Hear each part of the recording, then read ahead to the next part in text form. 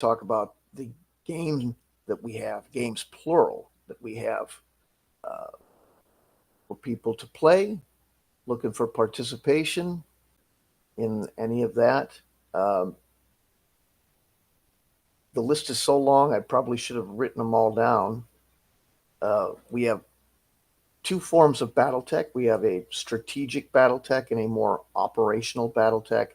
The strategic BattleTech is playing the old board game uh, Succession Wars, but instead of just rolling the dice to see who wins, we break it down into a Battle Force 2 scenario to play out. And it, it's one of those things where people go, well, that sounds interesting, but it never get time to play. You could never finish. Yeah, well, look, this is the thing. You can finish it. Every game that everybody said you can't finish, you can. You you're playing VTT. If you don't want to play VTT, then good for you that you've got the same half a dozen people you can play with every day. But most people can't. So eventually, they're going to have to find something over the internet to play. And if you play over the internet, you can save the game just like every other game. Um, and if you come back weekly, if it's fun, or monthly, or whatever works, you can have a nice group of people that meet on a regular basis, have a little social interaction, play a neat game that progresses, you know, and it can be done.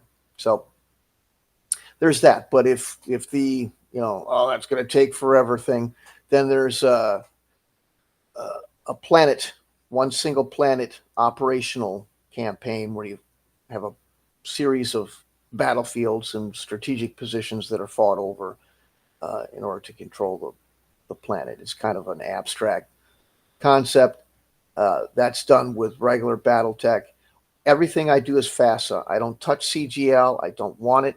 Don't zero given for that company and its products.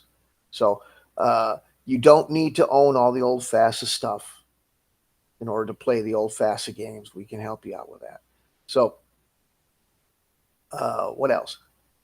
Greyhawk, OD&D. Just had some people mention that they're looking to play. That's sitting out on deck, waiting for what I hope to have a VIP playing with us. That would be great. So, uh, if you're interested in that, let us know, and we'll put you on the list. That's coming up. We don't have that available just yet, but it's something to think about. Um, Playing Greyhawk ODD just for the thrill of being able to play. So, uh, what else? Ash Worlds RPG, Star Wars RPG, D6. Been running that for a long time. Got a group of people that really enjoy it. We play every Saturday at, well, we've changed the time to try to accommodate more people. So 8 p.m. Central Time. Some people, I've had people go, well, I don't know what time that is where I'm at. Um, I don't know where you're at. So, but there's assistance online to do. If you just type in what time is it here when it's 8 p.m. CST, the computer will tell you. You know, so it's, but I've had people do that. Well, what time is it here? And I they have not given their area of origin. Um, but if you can work it out, that's a lot of fun. There's no maximum level. I don't like the idea of, well, you can only have 3 or 4 people on a party. No, you can have as many people in the party as you want. I can scale it to any size, and the more the merrier. So it's a what the group is doing is they're hunting for intelligence, ships and weaponry for the fledgling uh, alliance against or alliance to restore the republic. So kind of the original timeline of Star Wars.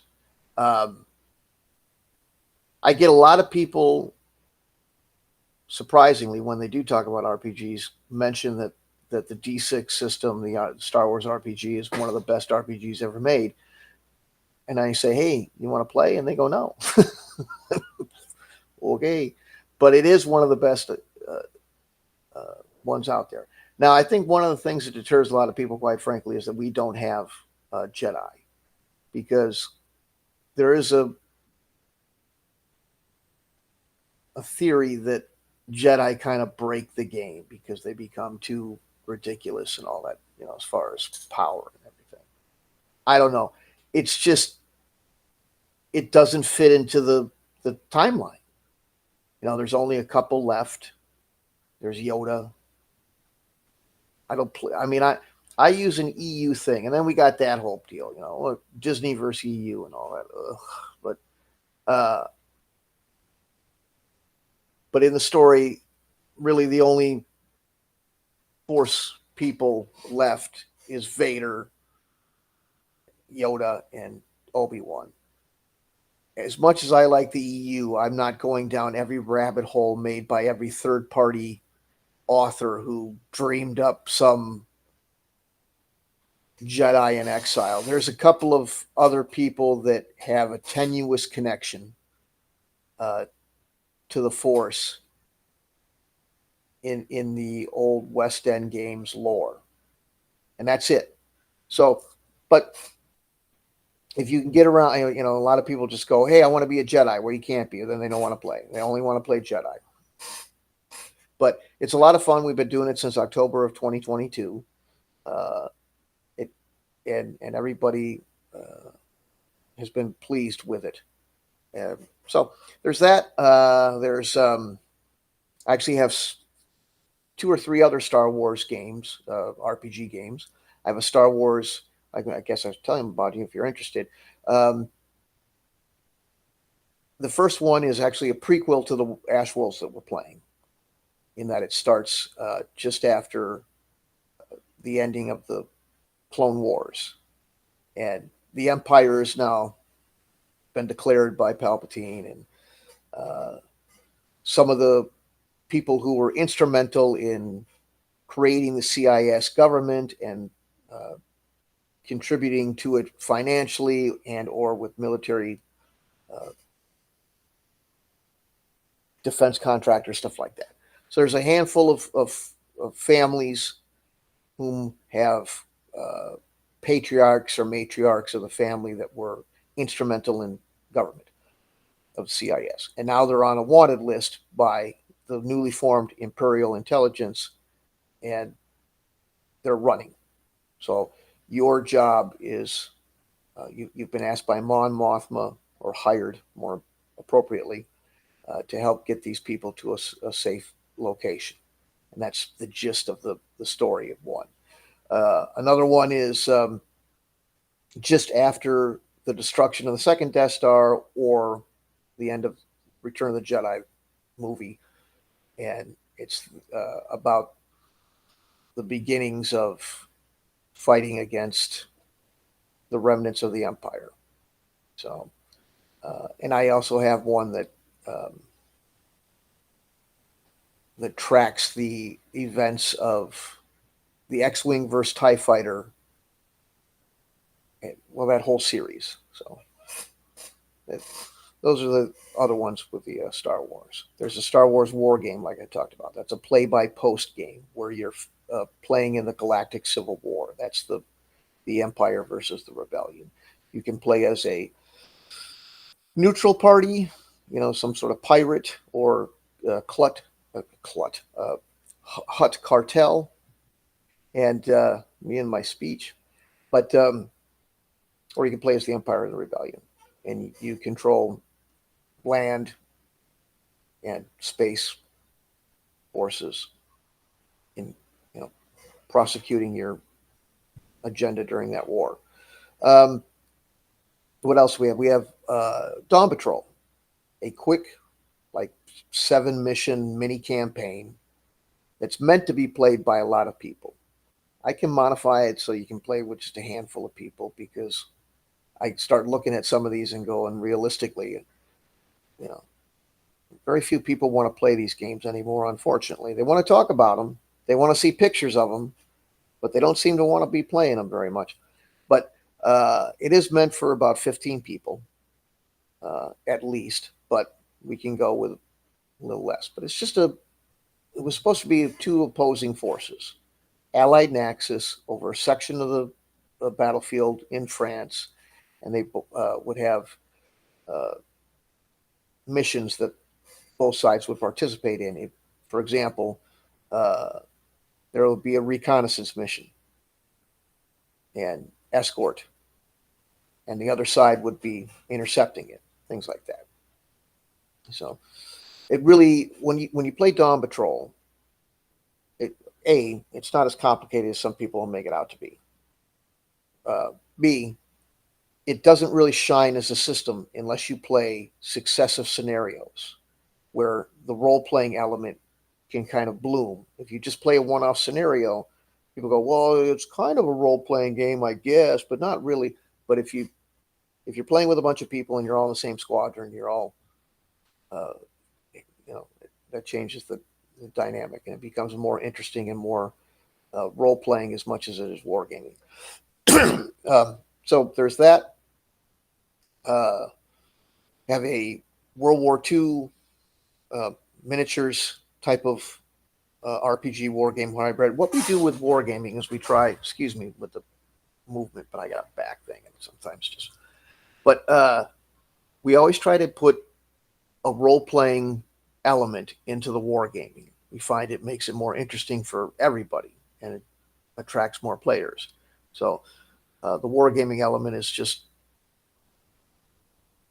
kind of personifying your troops, giving them a little bit more than just here's a infantry platoon with an attack factor. It's here's a bunch of guys with names and they have specialties and so it uses a little bit more of role playing mechanics as opposed to hardcore complex wargaming mechanics. So we do World War II usually in France. It's another one that can have a handful of people or could have a room full of people to play it. You know, uh, we can do it where it's you and some buddies commanding different portions of the same company against an NPC enemy, or we can have, if we're, it's not realistic probably these days, but you could get 25 or 30 people and have most of the platoon being a human person in their different positions or something like that. But we do have that. There's Dark Sun, AD&D Dark Sun, kind of a Kriegspiel war game that seemed to appeal to a lot of people. In that game, yeah, that does have a maximum, 5 people, and you're all playing one of the wizard, kings from Athos, and you're fighting each other for the dominance of the board, which is a section of Athos hex map with different objective markers on it, things like that. The objectives are there's certain areas that produce something that can be used in a war effort, weaponry or something like that. And then certain areas have a little bit more population than other places. It's a relatively desolate area, but when you gain control of those, you gain control of the resources. You can get more recruits or more weaponry or whatever. It's kind of all that's represented just by resource points. So you're fighting for those areas to gain more points that can be put into building more army to fight for more points. And that's not there's magic and all that too. It's very thematic and all the units involved are representative of the kind of things that would be going on in Dark uh, Dark Sun, excuse me. So kind of a fun little deal, and we do a Kriegspiel in that you don't. What that really means is there's a person that's being the DM, and they're keeping everything in track. So if you don't see something on the board from your perspective, you won't be able to see 30 miles away unless you've got scouts out 30 miles or something like that. So if you don't, you won't know where the enemy is until you actively scout them out. It's kind of a double blind situation. Sorry about the chair. I got to buy me some WD-40 clearly. Let's go and get some of the others. I probably should have made a list. It is extensive. Now, we're not running all these concurrently. It would be nice if we could, but what we've got is a bunch of, and I say we because I just feel like including the participants. It makes it sound like it's a communal effort. But anyway, what I've got is a large list. And whatever fills up first, can't run them all. But we got a fantasy war game thing. I'm just going to keep saying we. It's us. So why should it be just me? I'm looking for people, plural, we. Fantasy war game. This fantasy war game is of my design. It's extremely simplistic. This isn't some complex thing. It's meant to be a more accessible, clearly stated version of chainmail, because chainmail can be kind of confusing for people, but it's got that same kind of vibe. And we've got a couple of scenarios that people can sit down and play and learn the system, see if you're interested in it, free of charge. No one's charging you for. Sometimes I wonder if people go, "Oh, I hear this guy's a DM for hire," and I can be if you want that, but most people find that offensive, so we don't get a lot of that. But you're not being charged for these games. So anyway, it's kind of a chainmail-ish retro clone. There's Paracosmic Convergence, which is an RPG that I come up with. It's very simplistic, but very fun. When I say simplistic, people are so sensitive to these rules. Everything gets the complexity thing. So it's real basic stuff. A lot of it was influenced by West End Games D6, though it's not a retro clone of that. Just has some influence there. Has its own special combat system, which I think is fast and fun to play. And that's about it. It's a kind of a skill-based thing. Your attributes are minimal. They don't have a huge impact. They have some, but I really like the idea of customizing and being more unique amongst your peers by choosing your skills and focusing on honing them, as opposed to some stat block of 6 attributes that everybody has, and it doesn't seem to create as much differentiation. Play a game that like D&D, and it's fun and all that, but hey, I have a wizard. Oh yeah, so do I. An 18 intelligence, blah blah blah. They're all the same. They all sound the same. What's the difference? But with this, you get a little bit more variety. Yeah, you may be a magic user, but what kind of magic, and what's your specialty? And are you good at throwing fireballs? Maybe you're not as good at that as you are hurling lightning or polymorphing into a cat or whatever. Same with fighters. Are you good with swords? Are you good with daggers? Are you good with bows? You can't be good with everything. No matter how strong and dexterous you are, you train with a weapon. Some people, I mean, if you were in Europe in the Middle Ages, you would be working with the weaponry they got. If you were suddenly handed a weapon that was something that was only used, say, in the East or something, it would take it. You wouldn't just go, oh yeah, sure, and start. There's some specialty to it. So there's that. But other than that, it's an OSR game, but it's kind of like a GURPS thing. You can go anywhere with it. What I wanted was a cheap. This is what I want with everything that I make. Cheap, easy, uh, kind of set of generic retroclone. There's no set of miniatures that only work with my fantasy war game system.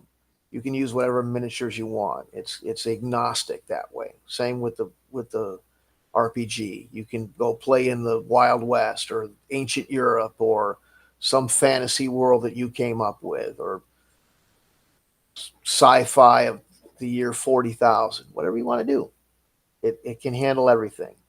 So I just wanted to hit people that were tired of having. I mean, I understand people that like to collect things. And I like to have all these different games because I like the taste and I like the different, you know, options in them. I understand.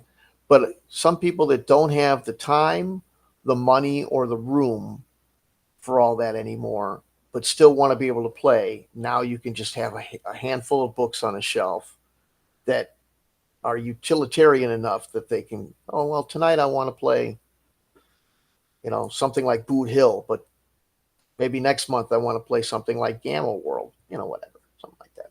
So we've got that game. Uh, Traditional hex and shit or miniature wargaming every Wednesday. Should enough people show up, we'll be doing some of that. That's really my grounding where I started with things. And you name it, we'll play it. Um, as long as it's from Gen X. I don't play a lot of super modern stuff. I've got a lot of Mark Simonich stuff. I like that. And that's more modern than most of the things I have. But I prefer the older ones. And I'll run stuff as Kriegspiel. We've been talking with some people about doing kind of a free Kriegspiel wargaming experience. Love to do that. Need more than 2 or 3 people to do that, though. Need a crowd of people for that. So that's some other things we're doing.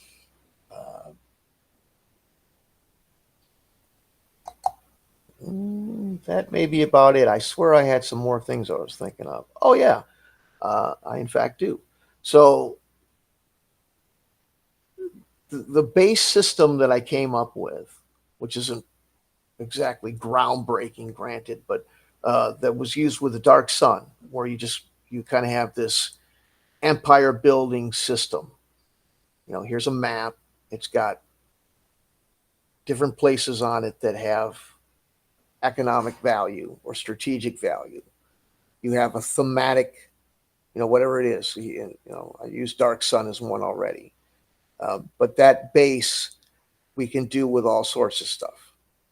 And I have written out for all different types of IP. Now, this is just a bunch of people playing together. I'm not selling a product. I'm not selling Star Wars stuff. I'm not violating any copyrights. I'm not, none of that crap is going on. It's just they can't, if you want to go play a game with your Star Wars action figures, you and your friends in your backyard, they're not going to sue you for that. So we have Warhammer Fantasy, Warhammer 40K versions of this.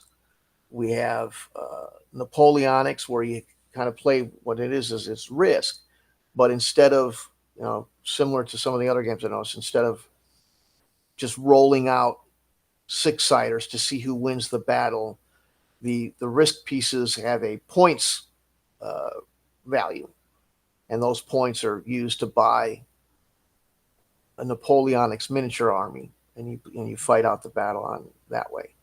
And I do that with Civil War, Napoleonics, and American Revolution.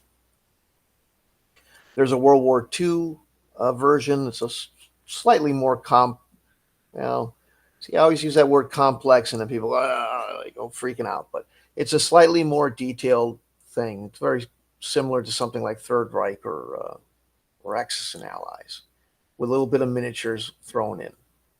So, but they're all the same general.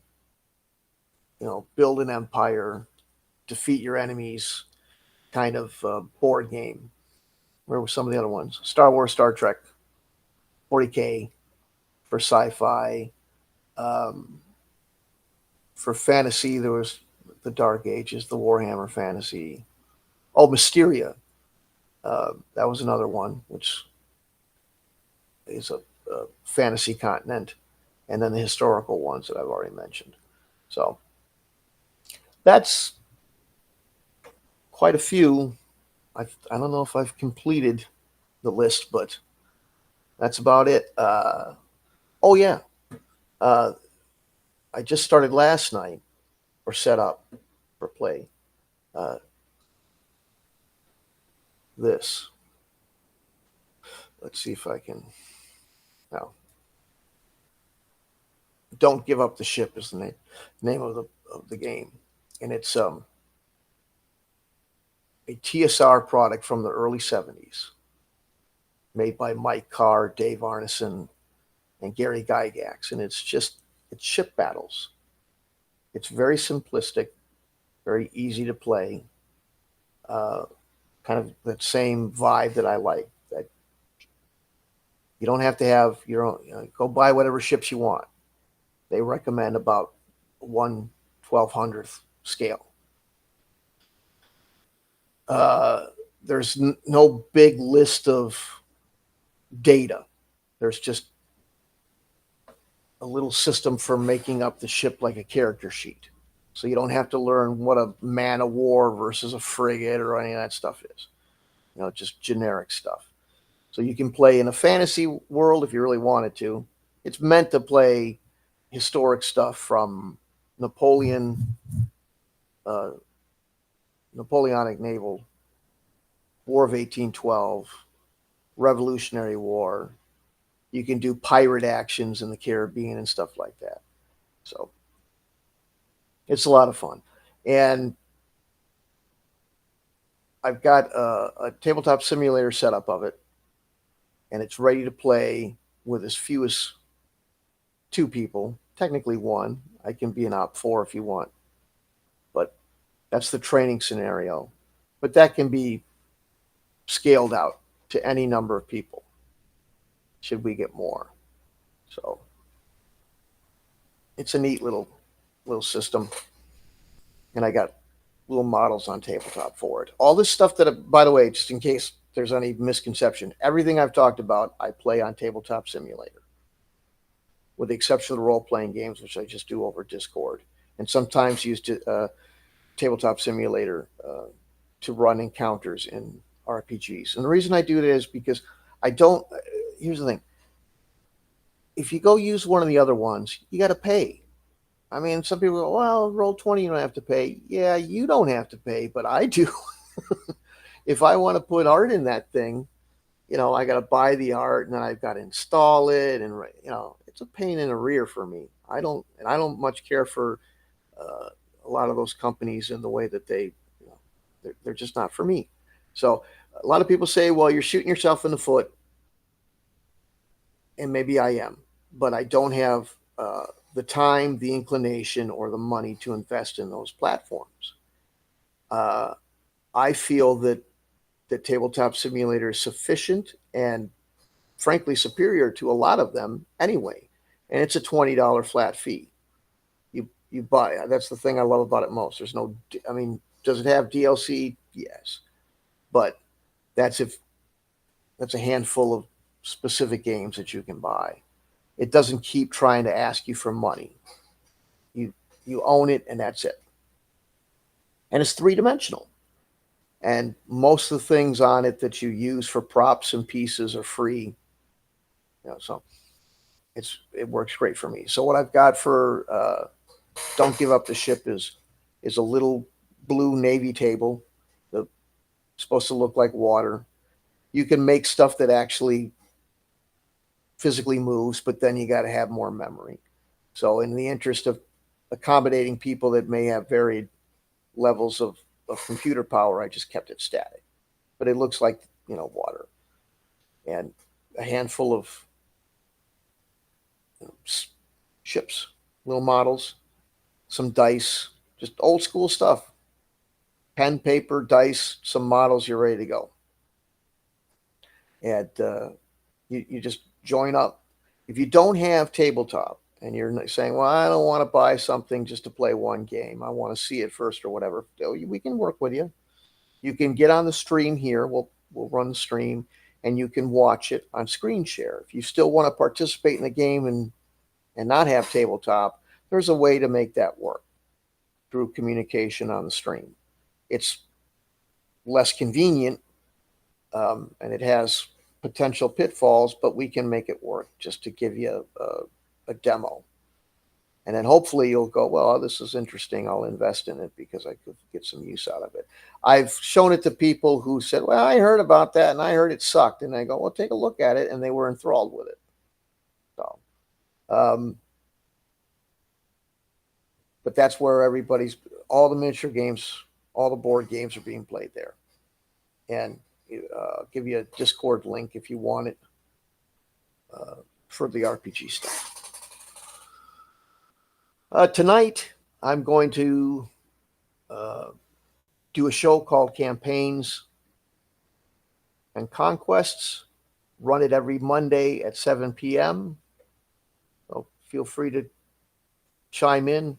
We're always doing either war game demos, RPG demos, or just talking about the happenings around the industry or something RPG or war game related. So I also have been doing tutorials for people who go, well, I'd be interested in wargaming, but it just seems like a big, bunch of information to intake. We can help you with that. You got little classes and stuff like that, little programmed instruction so that you can get into that hobby without having to feel frustrated or annoyed by rule sets that aren't written well or something like that.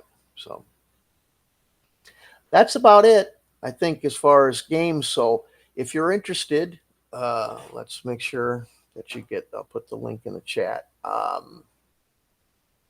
Everybody on whatever platform you're on should be able to at least see this. I know that Twitter is weird about letting people communicate on it, which I'm sorry, wasn't aware of that. I don't know why they're doing that, but there you go. So,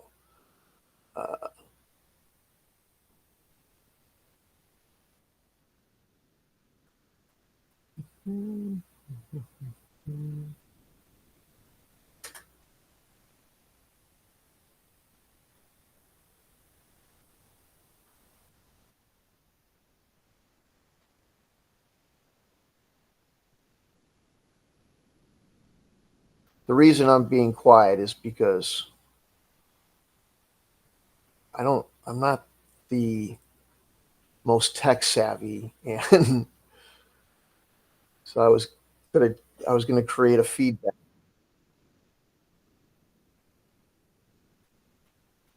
Okay, so there it is. I put it in I can put it in Twitter too. So that's the link to the Discord. Feel free to join and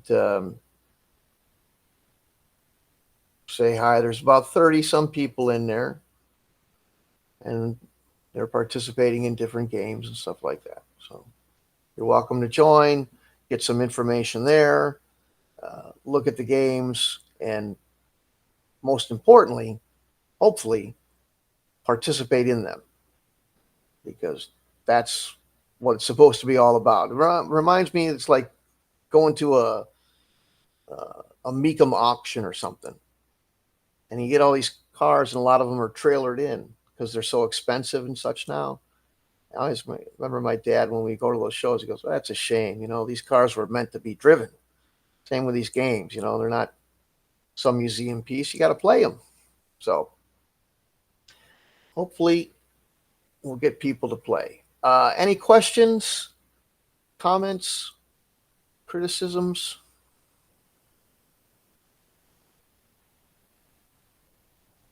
See a couple people watching on the different platforms. Thanks for joining. You got anything to say? Speak now or forever hold your peace. I'll be doing these again. I'll be doing them throughout the day. I do them at night now too. Unfortunately, I'm not living alone. It's the weirdest thing. I lived alone for a long time and I hated it. And I wasn't having a lot of social. I don't want to get into it with Dr. Phil, but now that I live with people, it becomes a little bit inconvenient. So uh, I do streams at night, but sometimes fairly late at night. Otherwise, I get crosstalk from the other people in the home.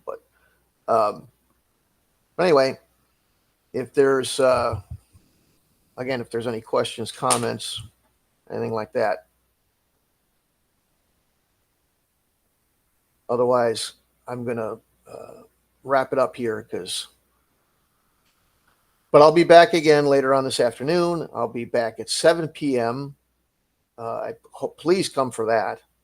It'll be Campaigns and Conquest, which is a full-on show. We have guests. We have uh, sometimes a co-host, and again, we feature products. Sometimes do game demos, and sometimes just have conversations about gaming related topics. So it's an interesting thing. Hoping that more people get involved. Uh, when there's a little bit of a larger audience base, there'll be some interactive audience contests and events for you to get involved with too. So nothing from anybody. I see I've got 4 people watching. Nobody's got any more comments. All right. Well, this will be up. If you missed part of it, it'll be up for what do they call it? On demand play or whatever, so you can get the full list of all the events. And we hope to see you at them. Command Post Gaming is the name of the company, and I am your host, Storm. We will see you again soon. Thanks for dropping in. Bye-bye.